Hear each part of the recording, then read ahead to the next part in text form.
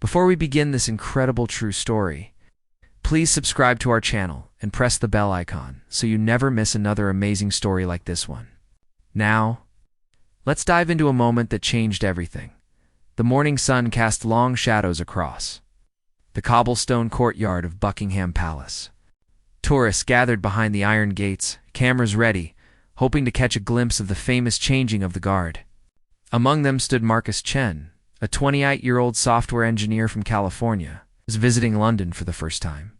His expensive camera hung around his neck, and his eyes sparkled with excitement at being in the heart of British royalty. Marcus had always been fascinated by British culture. As a child, he watched documentaries about the royal family and dreamed of one day standing where he stood now. His parents had immigrated to America before he was born, working tirelessly to give him opportunities they never had. This trip was his gift to himself after landing his dream job at a tech company in Silicon Valley. He wanted to experience everything London had to offer, and the palace was at the top of his list. The royal guards stood perfectly still in their iconic red uniforms and tall bearskin hats. Their faces showed no emotion, their eyes fixed straight ahead. Marcus was amazed by their discipline. He had read that these were not just ceremonial soldiers, but trained military personnel who took their duties seriously. They protected the queen and the palace, and their stillness was part of an ancient tradition that stretched back centuries. As Marcus positioned himself for the perfect photograph, he noticed how the crowd pressed closer to the gates. Children pointed and laughed, trying to make the guards react. Adults snapped endless photos. Some tourists shouted questions, hoping for a response that never came. The guards remained like statues, unmoved by the chaos around them. What Marcus did not know was that his life was about to intersect with one of these guards in a way that would make international headlines.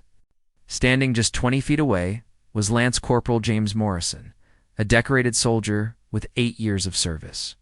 James had served in Afghanistan and had seen things that haunted his dreams.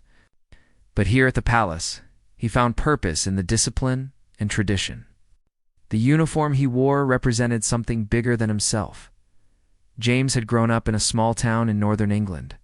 His father had been a factory worker, his mother a nurse. They taught him the value of duty and honor. When James joined the army at 18, his parents were proud but worried. The military gave James structure and belonging. He excelled in his training and earned the respect of his superiors. Being selected for the Queen's Guard was one of the highest honors of his career. That morning, James had woken at 5 o'clock, as he did every day. He polished his boots until they gleamed, pressed his uniform with military precision, and mentally prepared for his shift. Standing guard required intense focus.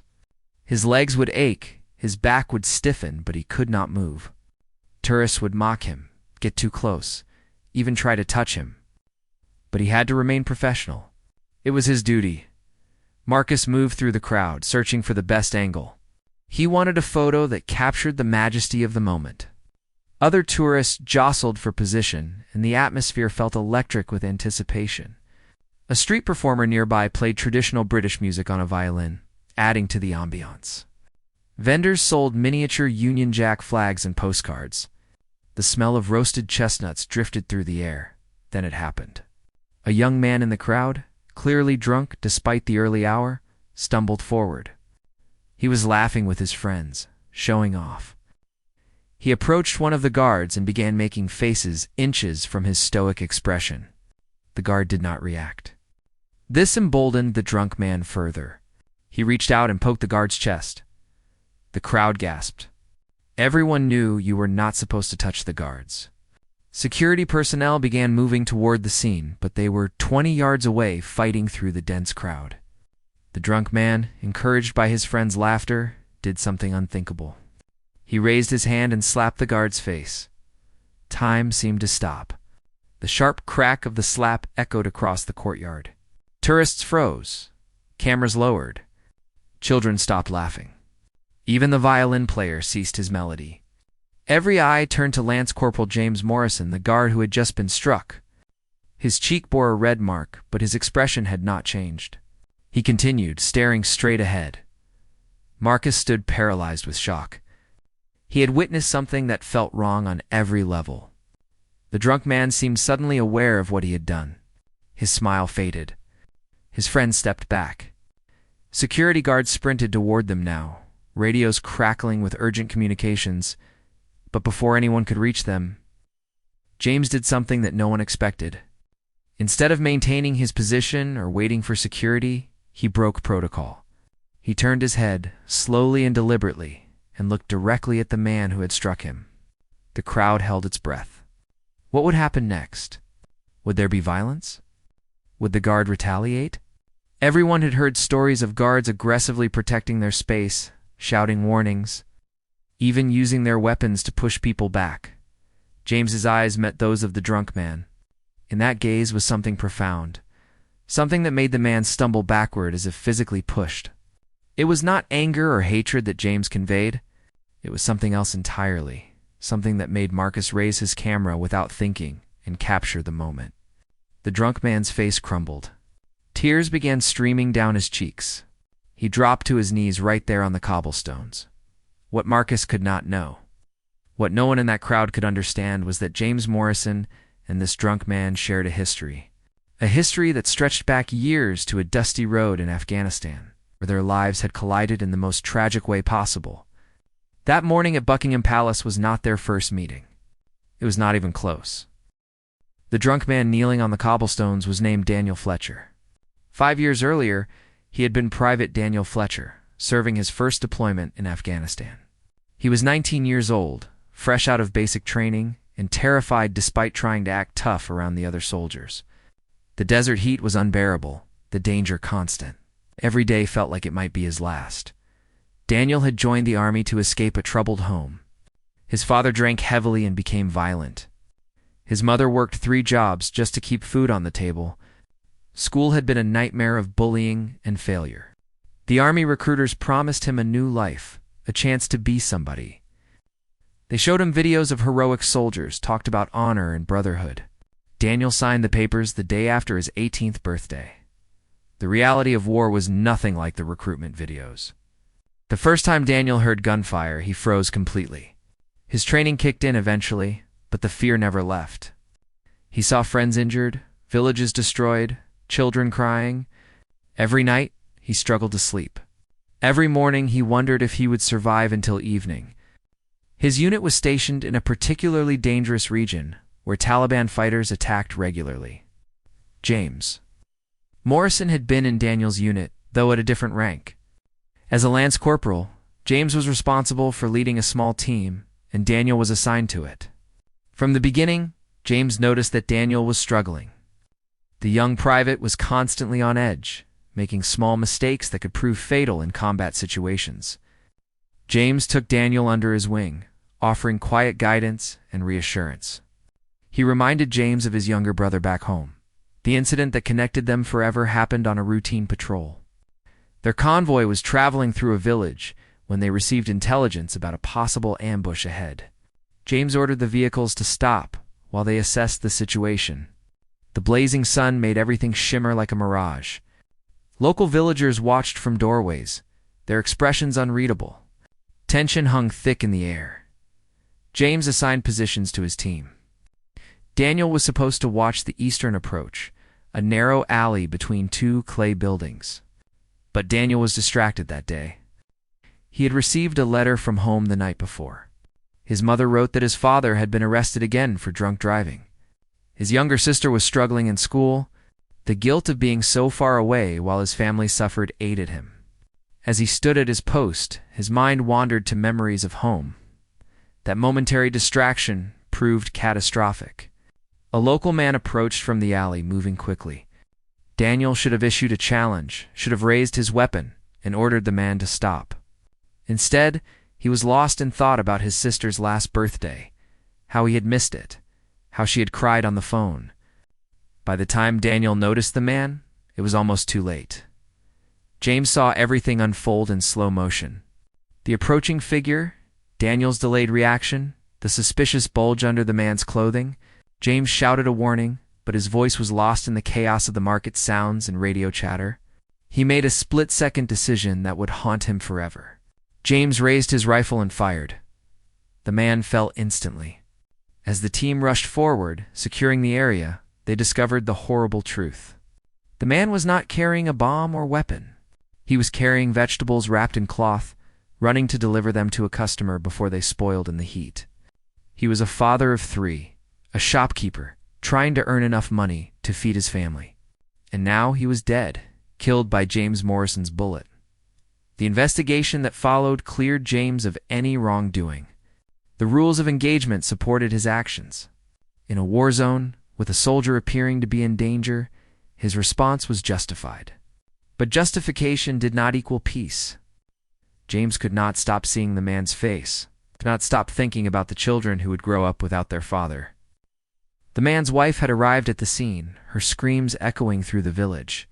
James heard those screams in his nightmares for months afterward. Daniel had blamed himself completely. If he had been paying attention, if he had challenged the man earlier, James would not have needed to fire. The guilt crushed Daniel. He started drinking to cope, first just a little at night to help him sleep, then more and more during the day. His performance deteriorated rapidly. Other soldiers noticed, but did not know how to help. The military culture discouraged, showing weakness or admitting emotional struggles. James tried to talk to Daniel, tried to tell him it was not his fault, but Daniel could not accept that. He saw himself as a murderer by proxy, responsible for an innocent man's death. The weight of it destroyed him from the inside. 3 months after the incident, Daniel was discharged from the army on medical grounds. His drinking had become severe, and he suffered from post-traumatic stress, disorder that made him unsuitable for continued service. James continued his military career, but the incident changed him fundamentally. He became more serious, more focused on preventing any similar tragedies. He requested transfer to ceremonial duties partly because he could not bear the thought of being in another situation where he might have to take a life. When he was accepted into the Queen's Guard, he threw himself into the role with complete dedication. The rigid structure and clear rules gave him something solid to hold onto. Neither man had seen the other since Afghanistan. Daniel returned to England and spiraled deeper into alcoholism. He lost jobs, burned through relationships, and spent nights on friends' couches or in cheap hotels. His family tried to help, but he pushed them away. The guilt and self-hatred consumed everything good in his life. He started each day promising to quit drinking and ended each night passed out drunk, trying to forget the face of the man who died because of his mistake. James built a different life. He found therapy helpful and worked through his trauma slowly and painfully. He met a woman named Sarah, who worked as a teacher. She was patient with his nightmares and understood when he needed space. They married in a small ceremony with just family and close friends. James found purpose in his duty at the palace, in the discipline and tradition. But he never forgot Afghanistan, never forgot that moment when he pulled the trigger, never forgot Daniel Fletcher's devastated face afterward. Now, 5 years later, they faced each other again across the courtyard of Buckingham Palace. Daniel on his knees, tears streaming down his face. James standing at attention, the red mark of Daniel's slap still visible on his cheek. The security guards were seconds away. The crowd watched in confused silence.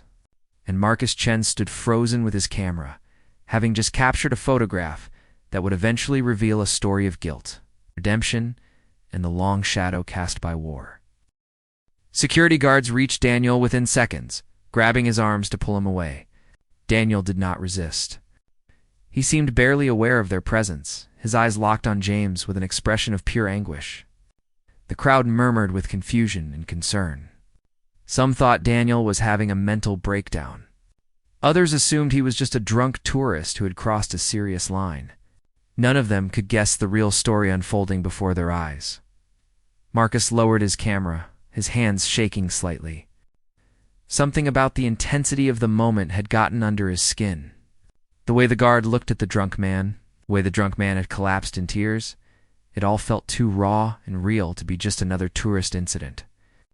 Marcus had a journalist's instinct. It's developed from years of writing for his college newspaper and maintaining a popular blog about technology and society. This felt like a story that mattered. James remained at his post, but something inside him had cracked.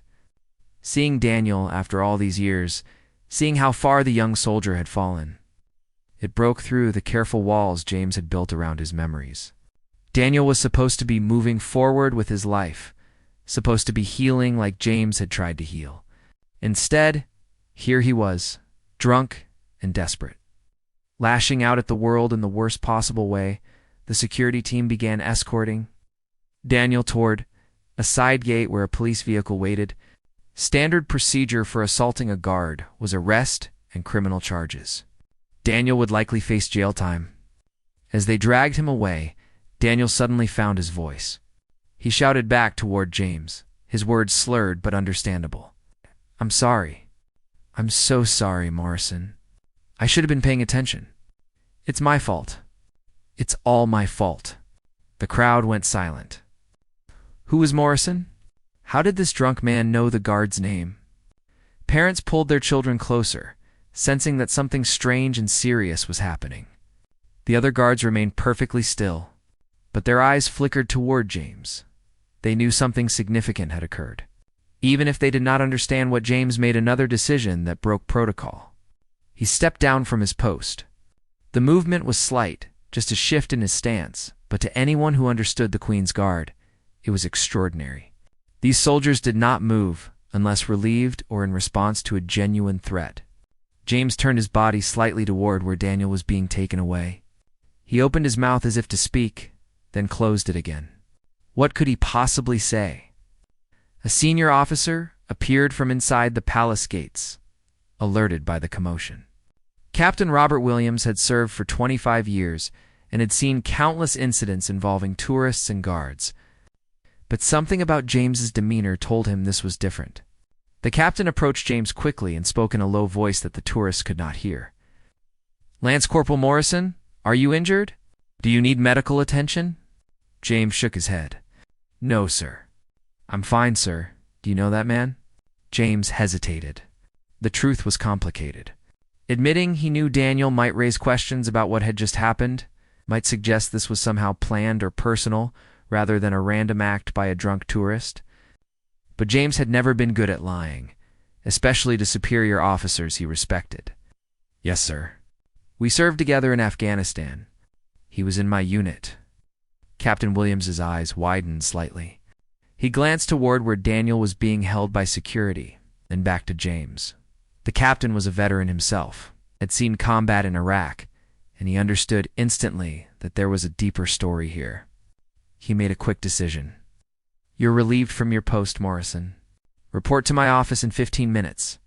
We need to discuss this properly." "Yes, sir."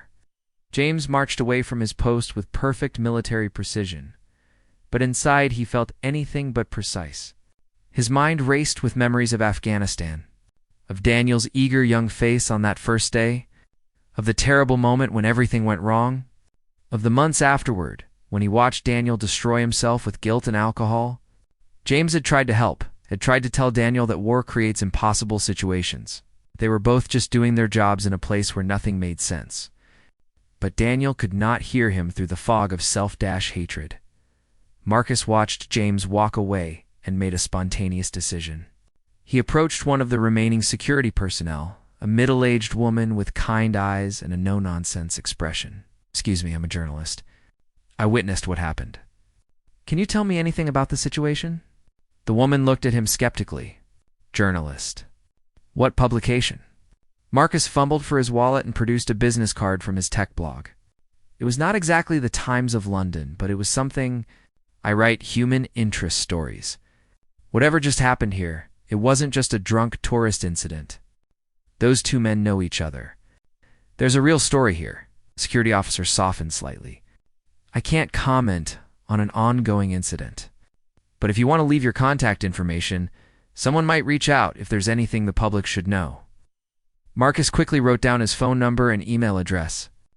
As he walked away, his mind was already racing with possibilities. He had come to London expecting to take pretty pictures and eat fish and chips. He had not expected to stumble onto something that felt genuinely important. Meanwhile, Daniel sat in the back of a police car, his hands cuffed in front of him. The adrenaline and alcohol were wearing off, replaced by crushing shame. he had hit James. After everything that had happened, after all the guilt and pain they both carried, Daniel had responded by striking the one person who had tried to help him through the worst moment of his life. What was wrong with him? Why did he keep destroying everything good? The truth was that Daniel had not come to the palace by accident. He had been drunk, yes. But he had known James was assigned to the Queen's Guard. He had looked it up online weeks ago. During one of his late-night internet searches fueled by whiskey and regret, some dark part of Daniel had wanted to see James, wanted to confront him, wanted something he could not even name. He had told himself he just wanted to apologize, to finally say the words he should have said 5 years ago. But when he actually stood there, seeing James in that pristine uniform, looking strong and together and moved on, something inside Daniel had snapped. How dare James look so calm and professional when Daniel was falling apart? How dare he stand there like a hero when they had both killed an innocent man? The rage had come from nowhere, hot and irrational, and Daniel had struck out without thinking. Now, sitting in the police car, Daniel realized he had just made everything infinitely worse. He had not only assaulted a royal guard, he had probably destroyed any chance of James ever forgiving him for their shared past. Back at the palace, Captain Williams sat in his office reviewing James's service record on his computer. Exemplary marks across the board. Commendations for bravery in Afghanistan.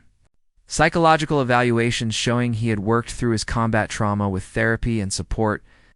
The incident that resulted in civilian casualty was noted. With the investigation's conclusion that Morrison had acted appropriately under the circumstances, everything pointed to a soldier who had handled a terrible situation as well as anyone could. The captain looked up when James knocked and entered. "Sit down, Morrison. Tell me what happened out there." James sat at attention even in the chair, his back straight, his hands on his knees. He told the story clearly and without emotion, starting with his deployment to Afghanistan and ending with Daniel's unexpected appearance that morning. He left nothing out. The captain listened without interrupting, his expression thoughtful. When James finished, Captain Williams leaned back in his chair. "That's quite a story, Lance Corporal. The question now is what we do about it." Captain Williams studied James carefully. In his 25 years of service, he had learned to read soldiers. He could spot the ones struggling, even when they tried to hide it. But James Morrison showed no signs of breaking down. Instead, he sat with quiet dignity, waiting for his superior officer to make a decision about a situation that could easily end his career with the Queen's Guard. "Lance Corporal Morrison, you broke protocol by stepping down from your post and acknowledging the man who assaulted you. You understand that this is serious?" "Yes, sir. I understand completely, sir." However, the captain continued, "Given the extraordinary circumstances and your otherwise perfect record, I'm inclined to view this as a momentary lapse caused by extreme emotional distress. You will receive a formal reprimand in your file, but I'm not recommending any further disciplinary action." James felt relief wash over him, though he kept his expression neutral. "Thank you, sir. I appreciate your understanding." "Don't thank me yet. Here's what's going to happen. Private Fletcher is currently in police custody and will be charged with assault. The normal course of events would be prosecution, likely resulting in jail time. However, I'm going to make a call to the authorities and explain the situation. I'm going to recommend that they consider alternative sentencing, perhaps requiring Fletcher to enter a rehabilitation program instead of prison." James looked up in surprise. "Sir, you don't have to do that." He made his choices. Yes, he did. But we both know that those choices were shaped by a war that broke something inside him. I've read the report from Afghanistan. You did nothing wrong, Morrison. Neither did Fletcher, really. He was a scared kid who made a mistake that any of us might have made. You both just had the terrible luck of being in a situation where mistakes cost innocent lives." The captain stood and walked to the window overlooking the palace grounds. Tourists had returned to normal, taking photos and enjoying the spectacle. The incident was already becoming just another story they would tell when they got home about the crazy drunk guy who hit a guard. "I lost a soldier to suicide 3 years ago," Captain Williams said quietly. "Good man, excellent soldier, saw too much combat, and couldn't find his way back to normal life. I always wondered if I could have done more, if I could have spotted the signs earlier. When I look at Fletcher's situation, I see another soldier headed down that same path. Maybe we can't save everyone, but we can try. James felt emotion rising in his throat. What can I do, sir? Take the rest of the day off. Go home to your wife. Process what happened. Tomorrow, if you're willing, I'd like you to visit Fletcher in custody. Talk to him. Maybe hearing from you will help him understand that he doesn't have to carry this guilt forever. The idea terrified James. He had spent 5 years building a life that did not include constant reminders of that terrible day in Afghanistan. Seeing Daniel again had ripped open wounds that had barely healed, but he also knew the captain was right. Daniel was drowning, and James might be the only person who could throw him a lifeline. I'll do it. Sir Marcus Chen spent the afternoon researching military records and news articles about Afghanistan deployments. He knew he was onto something significant, but he needed more information. The security officer's suggestion that someone might contact him gave him hope. He sat in a coffee shop near his hotel, his laptop open. Digging through old news stories about civilian casualties and soldier trauma, his phone rang unexpectedly. Unknown number? Marcus answered, his heart racing. Hello, is this Marcus Chen? Yes, speaking. My name is Sarah Morrison. My husband is Lance Corporal James Morrison, the guard you saw this morning. Someone at the palace gave me your contact information. They said you were asking questions about what happened. Marcus sat up straight, pulling out his notebook. Yes, thank you so much for calling. I witnessed the incident, and it was clear there was more to the story than just a random assault. Sarah was quiet for a moment. My husband came home this afternoon very shaken. He told me everything. We've talked for hours about what to do. James is a private person. He doesn't want attention or sympathy, but we both feel that maybe telling this story could help other people, other soldiers who are struggling. I would be honored to tell it respectfully and truthfully.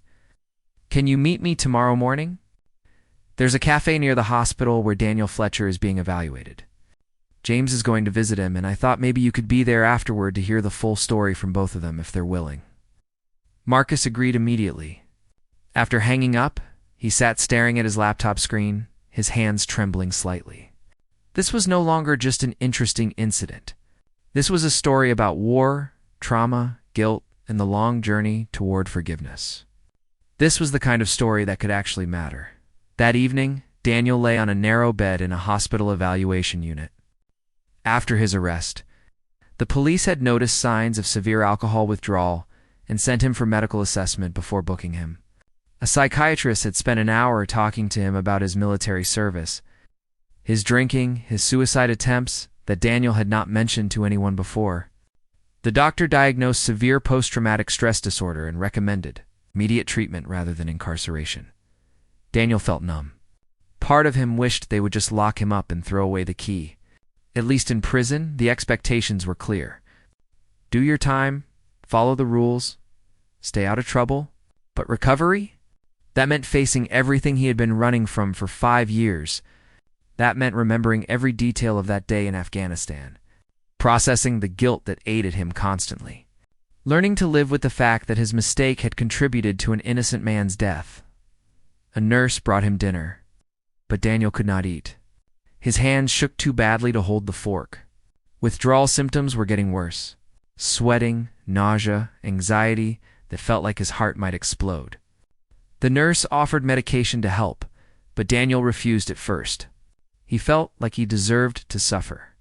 Eventually, the nurse convinced him that suffering would not bring back the dead shopkeeper or fix anything that was broken.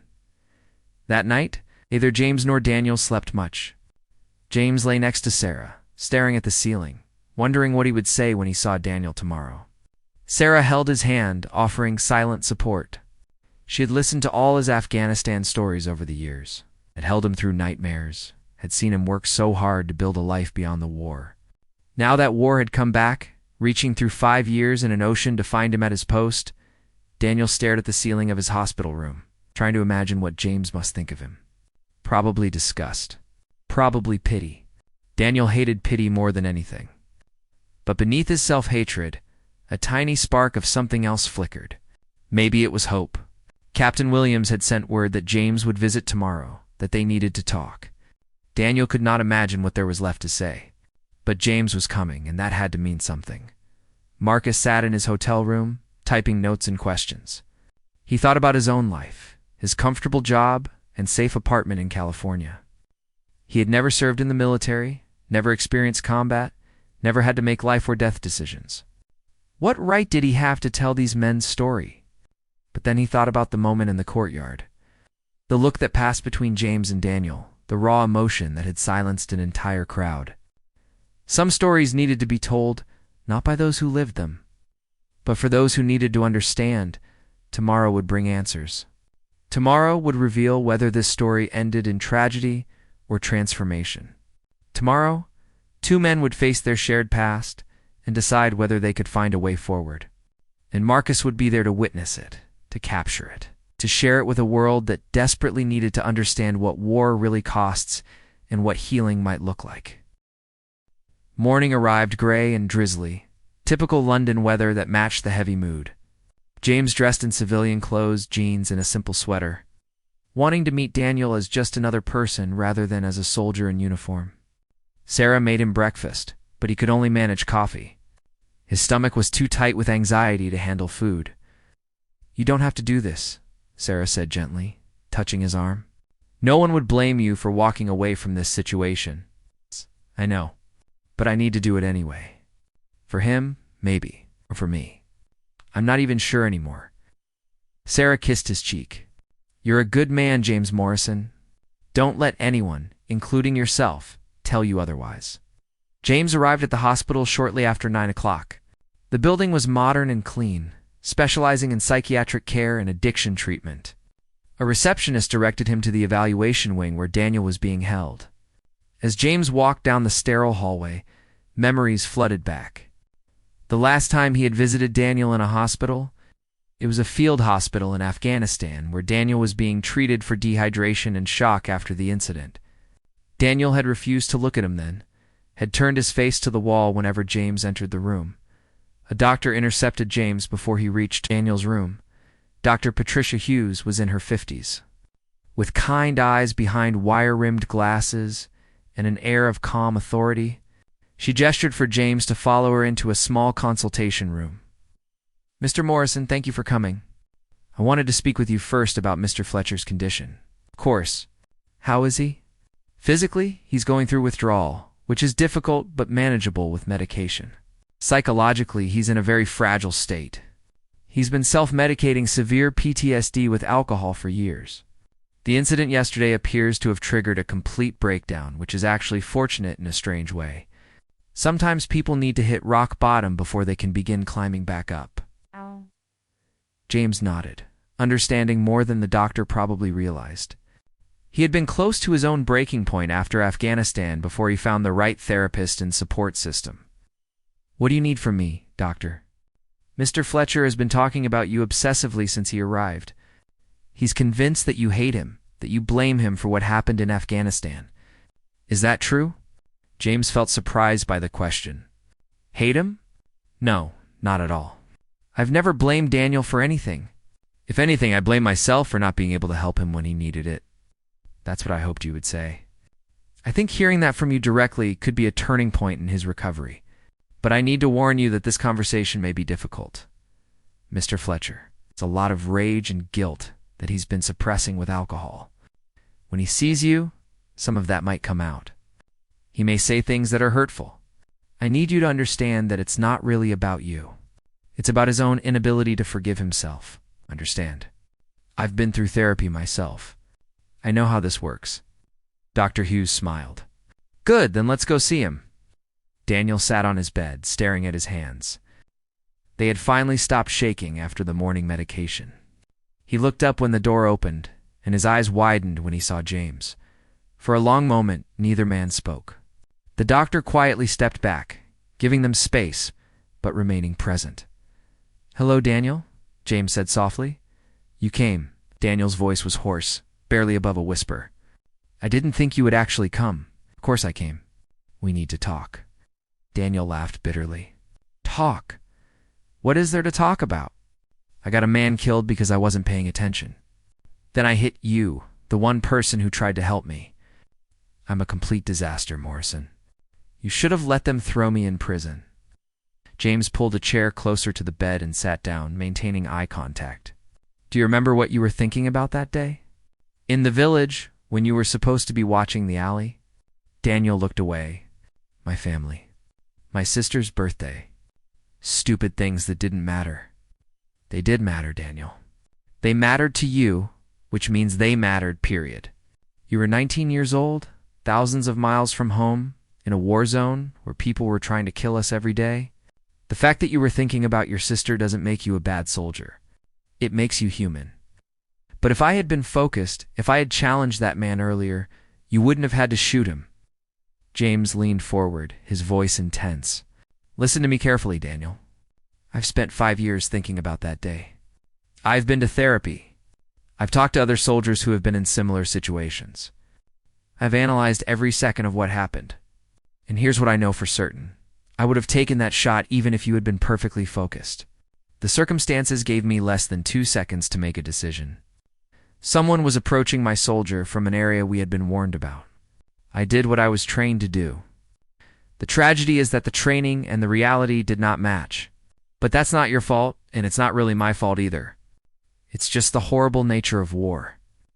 Daniel's eyes filled with tears. How can you say it's not our fault? A man died. His children lost their father. His wife became a widow. Because of us. Yes, and that's something we both have to carry for the rest of our lives.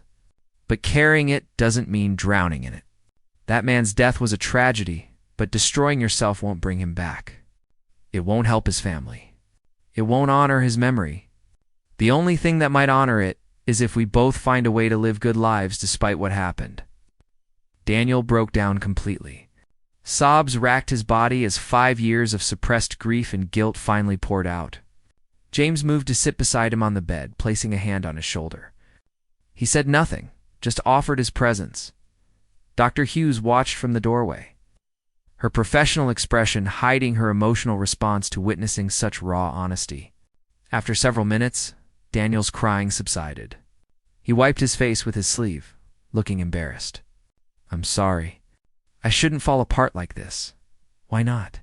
I did the same thing in my therapist's office about 6 months after I got home. Cried so hard I thought I might never stop. But I did stop eventually. And afterward I felt like I could finally breathe again. I don't know how to stop hating myself, Daniel admitted quietly. Neither did I at first. It took time and help and a lot of hard work. But it's possible, Daniel. I'm living proof that it's possible. And if I can do it, you can too. Daniel looked at James with something that might have been hope. Why would you help me after I hit you yesterday? After I embarrassed you in front of all those people? James smiled slightly. You want the honest answer? Because I need to help you. Because for 5 years I've wondered what happened to you if you were okay, if there was something more I could have done. When I saw you yesterday, saw how much you were struggling, it broke my heart. Helping you isn't charity, Daniel. It's helping me finish something that I started when I took you under my wing in Afghanistan. Dr. Hughes stepped forward. Mr. Fletcher, the hospital has recommended that you be transferred to a residential treatment program instead of facing criminal charges. The program is intensive, 6 months minimum, focusing on PTSD and addiction. It won't be easy, but it's a chance to rebuild your life. The question is, are you willing to do the work? Daniel looked between the doctor and James. For the first time in years, he felt like maybe there was a path forward. It terrified him. Recovery meant facing everything he had been avoiding. It meant feeling the pain instead of numbing it with alcohol. It meant learning to live with guilt without letting it consume him. But looking at James, seeing how he had managed to build a life after the same trauma, Daniel felt a tiny spark of possibility. I'll do it, Daniel said. I don't know if I can succeed, but I'll try. James squeezed his shoulder. That's all anyone can ask. And you won't be doing it alone. I'll visit you during the program if you want. I'll write letters. Whatever you need, you would do that. You were my soldier, Daniel. That bond doesn't break just because the deployment ended. We look after our own. After leaving Daniel's room, James met Sarah and Marcus at the cafe as planned. Sarah hugged him tightly, reading the exhaustion in his face. Marcus sat across from them, his recorder ready but turned off, waiting for permission. James told the full story, from Afghanistan to that morning's conversation with Daniel. He spoke clearly and honestly, hiding nothing. Sarah held his hand throughout, offering silent support. Marcus listened without interrupting, taking occasional notes but mostly just absorbing the weight of what he was hearing. When James finished, Marcus sat in silence for a moment. That's an incredible story. But I have to ask, why are you willing to share it publicly? Most people would want to keep something this personal private. James looked at Sarah, who nodded encouragingly. Because Daniel isn't the only veteran struggling with guilt and PTSD. There are thousands of soldiers who came home from Afghanistan and Iraq carrying impossible burdens. Some of them are self-medicating with drugs or alcohol. Some of them are destroying their relationships. Some of them are considering suicide. If telling our story helps even one of them realize they don't have to carry it alone, then it's worth the discomfort of making it public, Sarah added. We also want people to understand what war really costs. It's not just the soldiers who die in combat. It's the ones who come home alive, but broken. It's the families who struggle to help them. It's the civilians caught in the crossfire. People need to know these stories before they're so quick to send young men and women into war zones. Marcus nodded slowly. I'll write this story with the respect and care it deserves. I promise you that. Over the next week, Marcus interviewed everyone involved. He spoke with Captain Williams about military culture and the challenges of supporting soldiers with PTSD. He talked to Daniel's mother, who cried as she described watching her son deteriorate over the years. He even managed to get a statement from the British Ministry of Defense about their mental health support programs for veterans. The story Marcus wrote was powerful and deeply human. It did not shy away from the tragedy of the Afghan shopkeeper's death, or the years of suffering that followed. But it also showed the possibility of redemption and healing. It showed two men who refused to let one terrible moment define their entire lives. When the story published online, it went viral within hours. Major news outlets picked it up.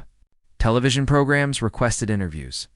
Social media exploded with responses from veterans, sharing their own struggles and civilians expressing gratitude for understanding, something they had never fully grasped before. Daniel read the story from the treatment facility where he was beginning his recovery. Seeing his experience validated, understanding that he was not alone in his guilt and pain, gave him strength to continue the difficult work of healing. Other veterans in the program read it too, and it sparked conversations that helped many of them open up about their own trauma. 6 months passed in a blur of therapy sessions, group meetings, and difficult conversations. Daniel worked through his PTSD with trained counselors who understood military trauma. He attended daily addiction recovery meetings where other veterans shared their battles with alcohol and drugs. He learned coping strategies for when the memories became overwhelming. Some days were better than others. Some days he wanted to give up and return to the comfortable numbness of drinking. But he kept going, partly because he had made a promise to James, and partly because he was slowly beginning to believe he deserved a second chance. James visited every 2 weeks. Taking the train to the treatment facility in the countryside, they would walk the grounds together, talking about everything and nothing. Sometimes they discussed Afghanistan, working through the memories together. Other times they just talked about football or movies or James's plans to renovate his house. These ordinary conversations mattered as much as the deep ones, reminding Daniel that life could be normal again. Sarah came with James occasionally, bringing homemade cookies and news from the outside world. She had a gift for making people feel comfortable, and Daniel slowly opened up to her about his family situation. With Sarah's encouragement, Daniel began writing letters to his mother and sister. The first letter took him 3 days to write. He apologized for pushing them away, for the years of worry he had caused them, for being too proud to accept their help. His mother's response arrived a week later, filled with love and forgiveness that made Daniel cry. Marcus continued following the story, checking in with everyone periodically. His article had launched his career in a new direction. He received offers from major publications to write more human interest stories about veterans and social issues. He accepted a position with a national newspaper, moving to London permanently. The story of James and Daniel became his most referenced work. The piece that defined what kind of journalist he wanted to be. The treatment facility held family day events where patients could invite loved ones too, participate in therapy sessions and activities. Daniel was terrified when his mother and sister arrived for the first one. He had not seen them in over a year, had barely spoken to them in 2 years before that. His sister was 16 now, almost an adult, and she looked so much older than he remembered. His mother had gray hair she had not had before, lines on her face that spoke of years of worry. The reunion was awkward at first. Daniel did not know what to say, how to bridge the gap his addiction had created. But his sister Emily broke the tension by hugging him tightly and refusing to let go. "I missed you so much," she whispered. "Please don't disappear again," his mother cried, holding both her children. "We never stopped loving you, Daniel. Not for 1 second. We were just waiting for you to find your way back to us." In group therapy that day, Daniel finally told his family the full story of what happened in Afghanistan. He had never shared the details before, had been too ashamed. But with his counselor's support and James's presence in the room, he found the courage to be honest. He explained about the shopkeeper, about his distraction, about the guilt that had consumed him. His family listened without judgment, just with love and sadness for what he had endured. Emily asked the question that had been bothering her for years. "Why didn't you tell us? We could have helped you." "I was too ashamed," Daniel admitted. "I felt like I didn't deserve help or love or anything good. I thought if you knew what happened, you would hate me." His mother took his hand firmly. "Daniel Fletcher, you listen to me. You are my son. Nothing you could ever do would make me stop loving you. Nothing. I wish you had told us sooner. But I understand why you couldn't. What matters now is that you're getting help. And you're getting better."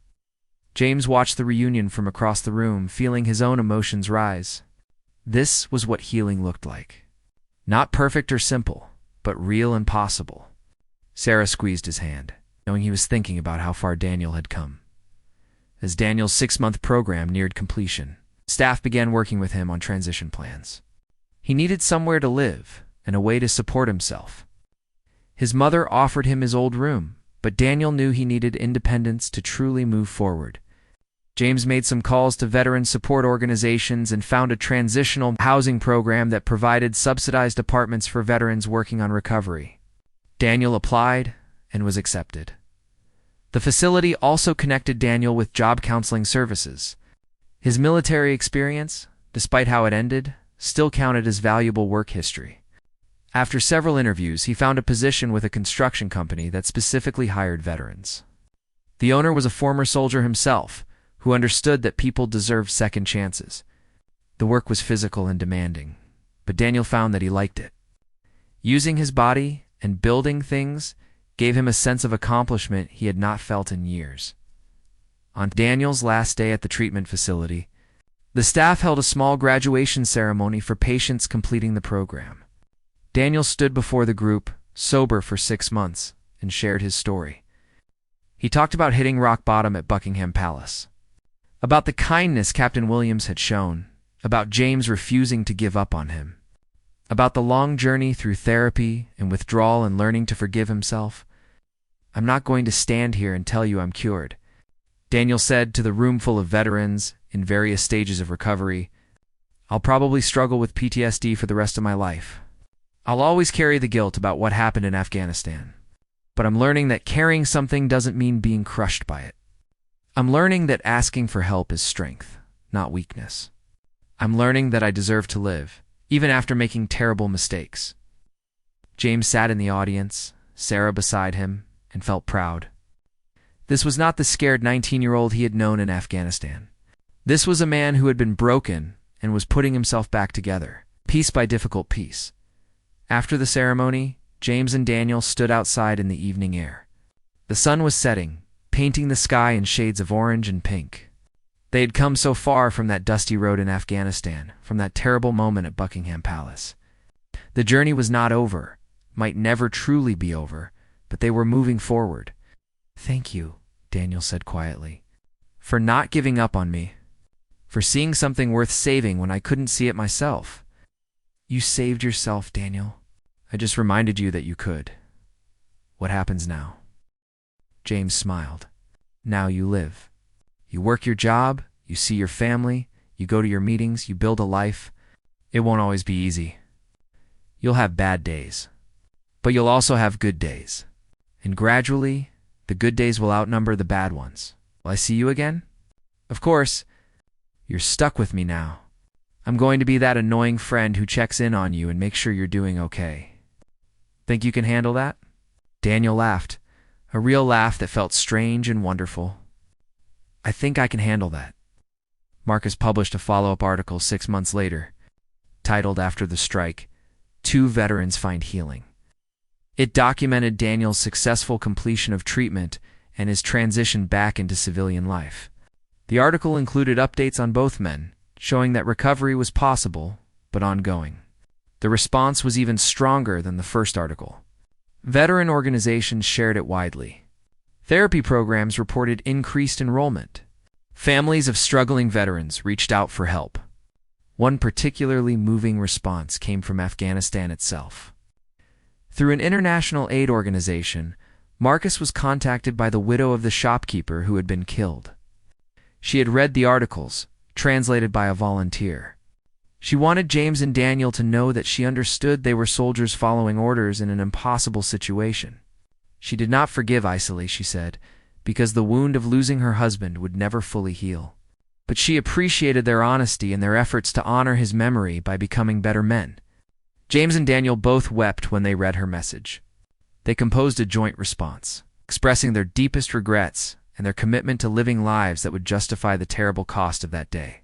They donated money to the aid organization working in her village. It was not enough, could never be enough, but it was something. A year after the incident at Buckingham Palace, James received an unexpected commendation from the Ministry of Defense. The citation praised his service in Afghanistan and his dedication to supporting fellow veterans. Captain Williams presented it at a small ceremony attended by Sarah, Daniel, Daniel's family, and Marcus. It was a private acknowledgement of how James had turned tragedy into purpose. Daniel stood at attention in the audience, wearing the suit his mother had helped him pick out for his construction company's awards dinner. He had been promoted to crew supervisor, recognized for his leadership and reliability. He was attending university part-time, working toward a degree in counseling. He wanted to help other veterans, wanted to turn his darkest experiences into something that could guide others through their own darkness. As the ceremony concluded, photographers asked James and Daniel to pose together. The image they captured showed two men standing side by side, both smiling, both healing, both alive in ways they had not been a year before. Marcus used that photo for his book, published 2 years later, titled The Strike: War, Trauma, and the Long Road Home. The book became required reading in military psychology courses and veteran support programs. It sparked conversations about how society treats soldiers returning from war, about the invisible wounds that persist long after the physical battles end, about the importance of community and forgiveness and healing. James continued his service with the Queen's Guard for 3 more years before retiring from the military. He and Sarah had their first child, a daughter they named Hope. Daniel became the baby's godfather, a role he took seriously, determined to be the stable. Present adult, he had not been for his own sister during his worst years. Daniel celebrated 5 years of sobriety at a recovery meeting, with James and his family in attendance. He spoke about the journey from that low point at the palace to where he stood now, living in his own apartment, managing his PTSD with therapy and medication, maintaining healthy relationships with his family. He still had hard days when the memories felt overwhelming, but he had learned to reach out for help instead of reaching for alcohol. The two men remained close friends, their bond forged in fire and strengthened through the difficult work of healing. They proved that even the worst moments can lead to transformation. If people are willing to face them honestly and support each other through the pain, their story became a testament to resilience, redemption, and the power of refusing to let tragedy define your entire life. What began with a strike that shocked everyone watching became a story of hope that inspired thousands, showing that sometimes the darkest moments can lead to the most profound healing.